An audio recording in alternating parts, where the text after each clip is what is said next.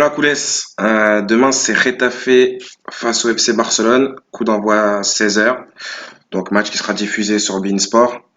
Pour moi, ma compo, ça serait Ter dans les buts, Ter Stegen, Firpo, latéral gauche, l'anglais, Todibo, Moussa Wagué, Vidal, Arthur De Jong, Dembélé, Griezmann, Ansu Fati. Ok, voilà pour moi, pour ma composition pour demain, étant donné qu'on a un match mercredi face à l'Inter de Milan à la maison. Moi, je partirai là-dessus et je vais vous expliquer pourquoi après. Donc, c'est la septième journée de Liga, demain la team. Match à l'extérieur pour nos Blaugrana face à un adversaire qui est invaincu à domicile depuis le 7 avril.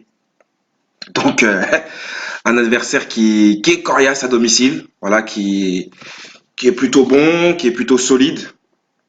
Donc, voilà, Retafe, c'est 14 buts et seulement 6 encaissés sur leurs 8 dernières rencontres à domicile, soit moins d'un but encaissé par match.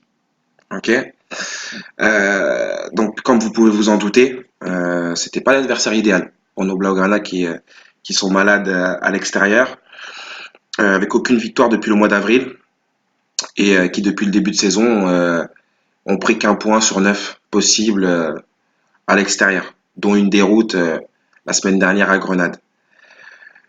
Donc un Barça en plus qui sera privé de Léo Messi, hein, qui a rechuté à l'adducteur. Donc bon, c'est pas, c'est une élongation. Voilà, une élongation, c'est un peu la merde parce qu'on sait pas, ça dépend de la gravité. Il peut revenir dans une semaine, comme il peut revenir dans 15 jours. Donc voilà, c'est un peu chiant, on le perd encore. Un Léo, voilà, on savait, hein, de toute façon, il va falloir commencer à réfléchir à la relève, hein, parce que Léo, il vieillit, les blessures vont s'accumuler. Et voilà, donc il va pas pouvoir faire des saisons pleines comme par exemple la saison dernière. Faut s'en rendre compte, hein.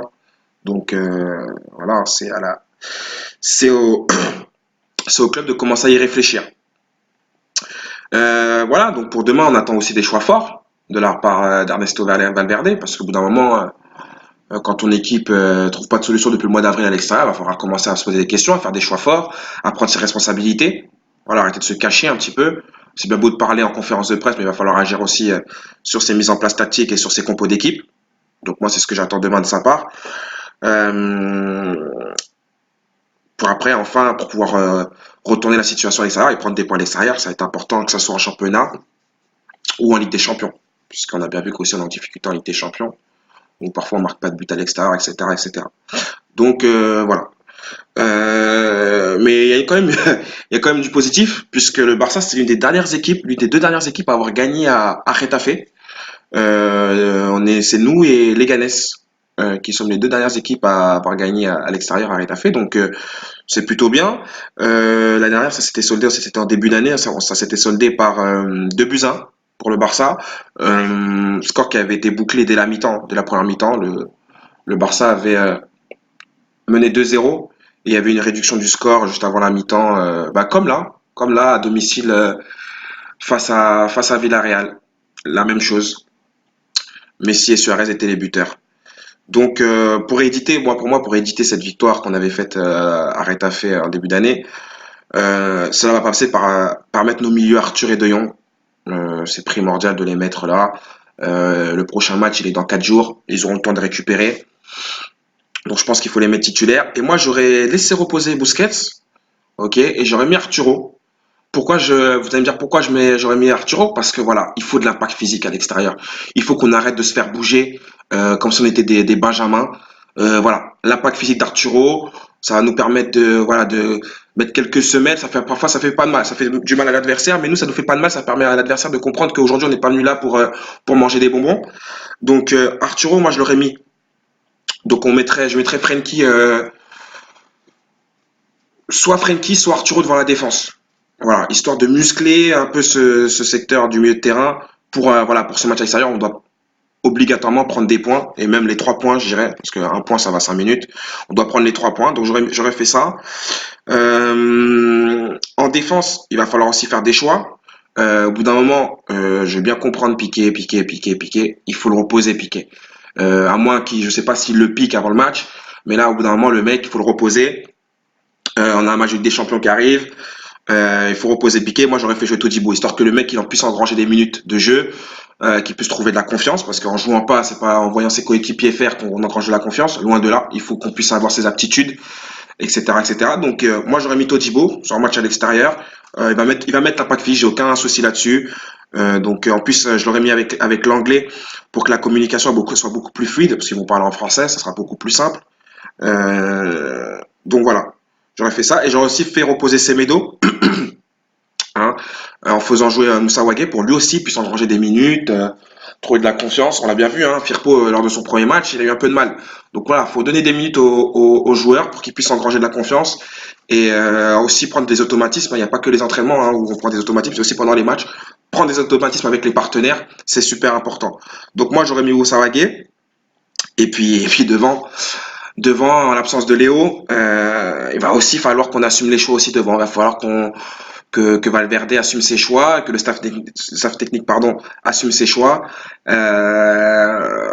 Moi, j'aurais mis la triplette offensive Dembélé, Griezmann, Fati. Pourquoi? Parce que sur un match à l'extérieur comme ça, il faut obliger l'équipe qui est à domicile à défendre. C'est ça qui a été aussi l'une des problématiques lors des dernières rencontres du Barça à l'extérieur. L'adversaire a trop de facilité pour sortir le ballon et mettre le Barça en difficulté. Il faut on oblige pardon, l'adversaire à défendre. Et c'est grâce à Dembélé et Fati qui sont des ailiers purs et durs. Voilà, il y aura du changement de rythme, il y aura du dédoublement, il y aura des gestes techniques, il y aura des 1 contre 1. Voilà, c'est ces mecs-là qu'il faut nous mettre à l'extérieur. Des mecs qui vont nous apporter de la vitesse sur les côtés et pour pouvoir servir soit Griezmann dans la surface, soit De Jong, hein, qui sait se projeter vers l'avant, ou soit Arthur. Et voilà, et Griezmann il va pouvoir jouer en remise, c'est son jeu, c'est sa qualité première, jouer en remise, enchaîner les enchaînements de passes, trouver les mecs dans la profondeur. Voilà, c'est ça. C'est une attaque comme ça qu'il faut au Barça à l'extérieur, une attaque vive. C'est exactement ça. Pour acculer l'adversaire devant sa défense et nous multiplier les occasions de but. Donc moi, je partirais sur cette triplette là pour obliger l'adversaire à défendre, ce qui n'a pas été le cas comme je vous ai dit, lors des dernières rencontres du FC Barcelone. Donc après cette analyse, vous allez me dire oui, mais FCB Prono, tu nous dis quoi pour demain au niveau des pronostics? Je partirai encore sur les deux équipes marques. On prend des buts à l'extérieur, on en prend tout le temps là depuis le début de saison, donc on va en prendre encore parce je trouve pas on n'a pas encore cette solidité défensive. Et je pense pas que Valverde va utiliser ma compo. Donc on pense qu'on va prendre un but, on va prendre un but demain. On va marquer nous aussi. J'ose espérer. C'est au moins qu'il ait au moins cette présence d'esprit de mettre ce trio d'attaque là histoire de faire reposer Suarez aussi, hein. Un peu de faire comprendre à Suarez qu'il n'est pas non plus indiscutable sur sa place de numéro 9. On va marquer. Donc moi je partirai sur des équipes marques. Cote à 1,72, donc super intéressante. Je partirai sur deux unités de bankroll, donc grosse mise. Je partirai sur Ansu Fati, buteur, à 2,80. Griezmann, buteur, à 2,40. Et pourquoi pas surfer sur la vague positive qu'a le Barça à Retafe. Et le Barça qui marque plus d'1,5 but à l'extérieur.